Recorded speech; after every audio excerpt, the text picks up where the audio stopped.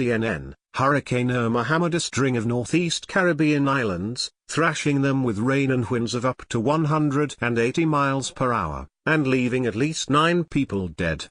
The hurricane battered several islands, including Barbuda, St. Martin and the British Virgin Islands, causing widespread devastation. Barbuda is barely inhabitable with nearly all its buildings damaged, the Prime Minister of Antigua and Barbuda said.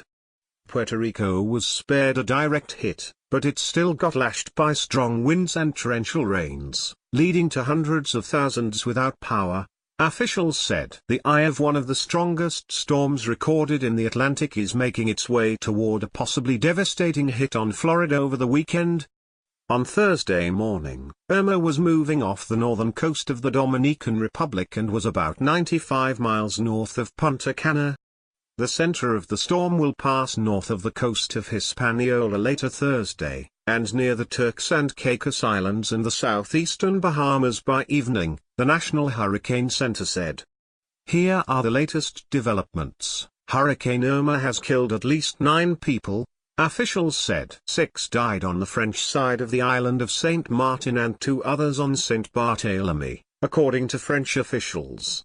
An infant in Barbuda also died in the storm, officials said.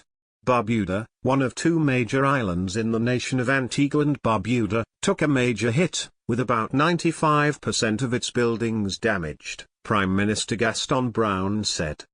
Brown described the damage as unprecedented and absolutely devastating, estimating it will cost $100 million to rebuild. Irma's eye passed directly over Barbuda on Wednesday, leaving the small island's 1,800 residents largely incommunicado after it knocked over the telecommunications system and cell towers.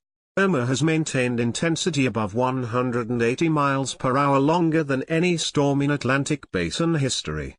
The tropical storm force wind field from Irma stretches over 300 miles from end to end. If it was centered over New York City, the tropical storm force winds would stretch from Baltimore to Boston. A storm surge could cover your house. We can rebuild homes. We cannot rebuild your family, he said. Many spend Wednesday stocking up on food or making plans to head inland. Hurricane watches may be issued for parts of South Florida and the Keys on Thursday. In Broward County, which includes Fort Lauderdale and other cities north of Miami, a mandatory evacuation will go into effect at noon Thursday for some areas, Mayor Barbara Sheriff said. Miami-Dade County ordered people out in some areas, including mobile homes and barrier islands. Florida is not the only state preparing for possible impact. North Carolina Governor Roy Cooper has declared a state of emergency for all 100 counties while his Georgia counterpart, Nathan Deal, issued a state of emergency for 6 coastal counties. South Carolina Governor Henry McMaster also declared a state of emergency. A hurricane warning is in effect for the central and southeastern Bahamas, and officials there are not taking chances. Emergency evacuations have been ordered for 6 southern islands, Mayaguana, Enagua, Crooked Island, Acklins, Long Cay, and Ragged Island. This is the largest such evacuation in the history of the country, Prime Minister Hubert Minnis said. Some of the Bahamian islands aren't more than 9 feet above sea level.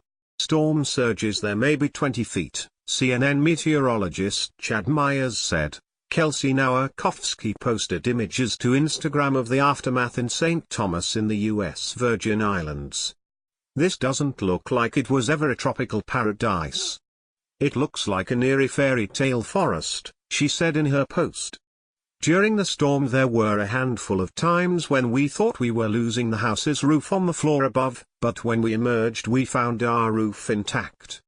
Michael Coleman took shelter in a cement bunker in St. Thomas. The wind was so intense. Trees and roofs flying, he said. He posted a video on Twitter showing mangled patio and roofing scattered all around.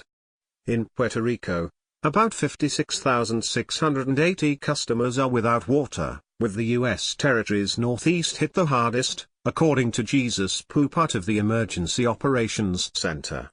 Emergency officials are still taking in reports to determine the extent of the damage. In the northeast city of Fajardo, authorities conducted at least 10 rescues. An emergency dispatcher there told CNN of those, 5 were from flooded homes, 2 of people trapped in vehicles, and 3 who were trapped in an elevator, the dispatcher said. In San Juan, CNN's Leila Santiago said 900,000 customers are without power after strong winds hit the island. There were no immediate reports of injuries in the U.S. territory of about 3.4 million people. Are you affected by Irma? Text, iMessage or WhatsApp your videos, photos and stories to CNN, 1-347-322-0415.